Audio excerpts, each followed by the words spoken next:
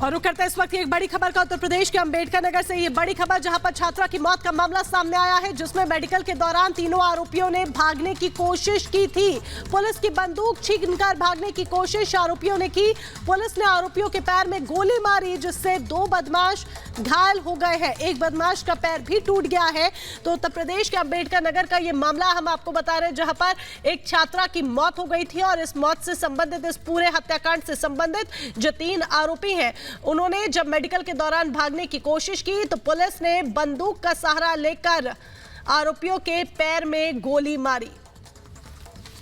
तो ये बड़ी खबर आपको बता दें, उत्तर प्रदेश के अंबेडकर नगर में छात्रा की मौत का ये मामला। और इससे जुड़ी बड़ी खबर ये आ रही है कि मेडिकल के दौरान तीनों आरोपियों ने भागने की कोशिश की, पुलिस की बंदूक छीनकर, जिसके बाद पुलिस ने आरोपियों के पैर में गोली मारी।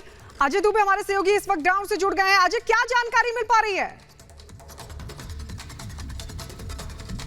देखिए, जानकारी ये कि इस समय जब हम बात कर रहे हैं तो मेडिकल कराने के लिए टीम लेकर पुलिस की पहुंची है और उनमें से जो 2 आरोपी हैं, जो मुख्य आरोपी है जो दुपट्टा खींचता है और एक जो बाइक साथ में चला रहा होता है, वो 2 लंगड़ते हुए पहुंचते हैं। उनके पैर में खून बह रहा है और इसमें महत्वपूर्ण बात यह कि जब मेडिकल कराने के लिए लेके पुलिस की टीम निकली थी तो उसी दौरान ये भागने की कोशिश करते हैं। ऐसी बात पुलिस अधिकारियों की तरफ से बताई गई है और भागने के दौरान वो पुलिस का हथियार भी छीनने की कोशिश करते हैं और उस दौरान ही पुलिस एक जो हाफ एनकाउंटर इसे कह सकते हैं, ये हाफ एनकाउंटर करती है। स्थिति ऐसी बन जाती है वहां पर जिसमें पैरों पर गोली इन दोनों मुख्य आरोपियों के मारी गई है। एक और तीसरा जो आरोपी है उसके भी पैर में चोट लगी है। तो ये सब होने के बाद इस समय मेडिकल कराने के लिए पुलिस की टीम मेडिकल जो अस्पताल है जिला का, वहां पर पहुंची हुई है अंबेडकर नगर में।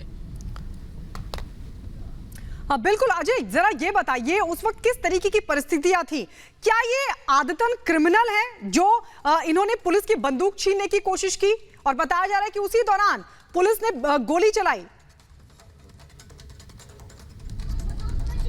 देखिए, ये विवेचना का विषय पुलिस के लिए पहले से ही बना हुआ है, जब से परसों रात से ये घटना घटी हुई है कि इनका क्रिमिनल बैकग्राउंड क्या है। लेकिन ये जिस इलाके में रहते हैं वहां पर काफी क्रिमिनल हिस्ट्री उस इलाके की है, उस इलाके में काफी सारा जो कम्युनल हिस्ट्री है उस इलाके की बनी हुई है। ऐसी स्थिति में जो पुलिस है इनिशियल तफ्तीश कर रही थी, गिरफ्तारी कल सीसीटीवी बाहर आने के बाद जिस तरीके से स्थितियां रही वो सब कुछ हुआ। लेकिन महत्वपूर्ण बात ये थी कि इस पूरी प्रक्रिया के दौरान जब आज मेडिकल के लिए लेके निकले हैं तो भागने की कोशिश और दुस्साहस एक तरह से देखने को मिला इनकी तरफ से करने के लिए छीना झपटी पुलिस से की गई। और इस दौरान पुलिस ने एनकाउंटर किया जिसमें पैर पर 2 के चोट लगी है। तीसरा आदमी जो जिसके पैर में दौड़ने के चलते जो पैर में घायल हुआ है, ये चोट लगी है। तो ऐसी स्थिति के बीच में जो क्रिमिनल रिकॉर्ड है ये तफ्तीश का हिस्सा है। लेकिन ये दुस्साहस निश्चित तौर पर इनकी तरफ से देखने को मिला है। पहले तो जिस तरीके से घटना को अंजाम दिया, घटना के अंजाम उनकी इस हरकत के चलते एक लड़की की मौत होती है और अब जब पुलिस अपनी तरफ से इस पूरे मामले में जांच कर रही है तो भागने की कोशिश करते हैं, जिस दौरान देखने को मिलता है कि पुलिस इनका एक हाफ एनकाउंटर जिसमें पैर में गोली 2 लोगों के लगी है करती है। बिल्कुल अजय, फिलहाल 3 आरोपी पुलिस के हत्थे चढ़ गए, भागने की कोशिश कर रहे थे। बावजूद इसके पुलिस ने उन्हें तुरंत पकड़ लिया। लेकिन जिस तरह से इस तरह की घटनाएं लगातार सामने आ रही हैं, इन पर लगाम लगाने के लिए उत्तर प्रदेश पुलिस द्वारा अब आगे और क्या कदम उठाए जा रहे हैं?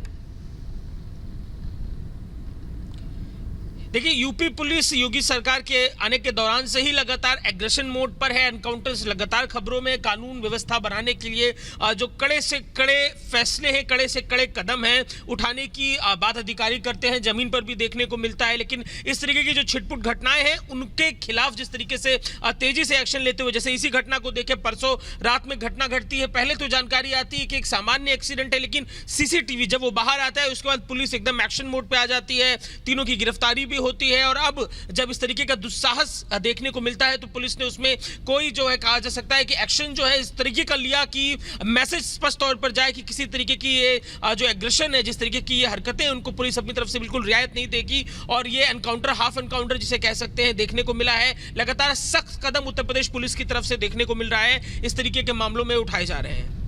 अजय, एक मामला तो ये कि एक छात्रा का जिस तरीके से दुपट्टा छीनने की कोशिश की, वो छात्रा बाइक के नीचे आ जाती है, उसकी मौत हो जाती है।